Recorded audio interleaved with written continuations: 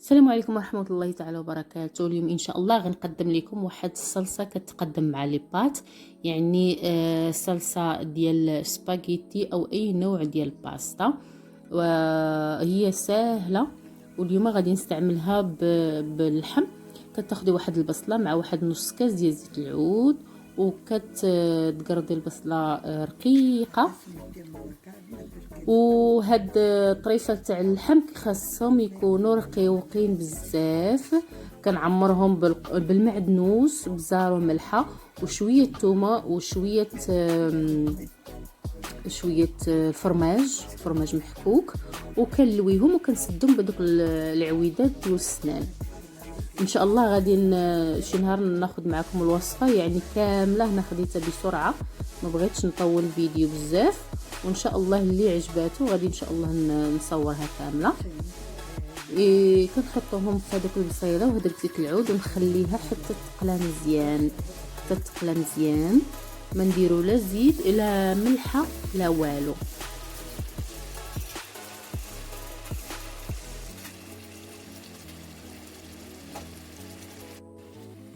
على عافيه مهيله، ومره كنقلب حتى كنحس بان هذاك اللحم طاب. عاد غادي نشد الصلصه ديال البومودورو اللي واجده عندك. الا كانت عندك هذيك الطريه طحنيها، او ديال الحك حتى هي ضروري تطحن باش ما يبقاش فيها طروفه كبار. وكتخويهم على ديك البصله وعلى داك اللحم، وما كديري لا ملحه لا والو. وكنبقى نحرك مره نحرك، ولكن ضروري خاصها الخطا باش ما تتبخرش بسرعه. خاصها تكون على عافيه مهيله وطيب على عافيه مهيله باش باش دوك الحيمات ما يتحرقوش دغيا كيتحرقوا. وهنايا كنت جا غطيتها وخليتها كطيب. مره كندير نحرك، مره كنحرك. الا لاحظتوا راه بان الفرق انها نشفات واحد شويه حتى كتعقد مزيان.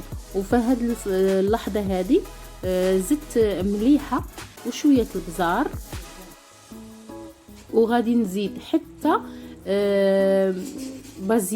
البازيليك وهو الريحان اللي كيعجبو يزيدو.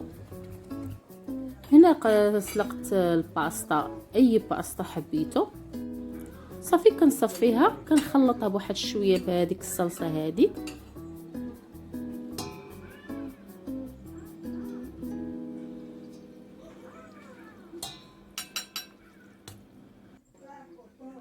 وصافي كنقدمها. كندير باستا، ندير فوقها الفرماج، ونزيد واحد شويه تاع داك الصلصه هذيك، وكنحط فوقها هذاك الطريف تاع اللحم.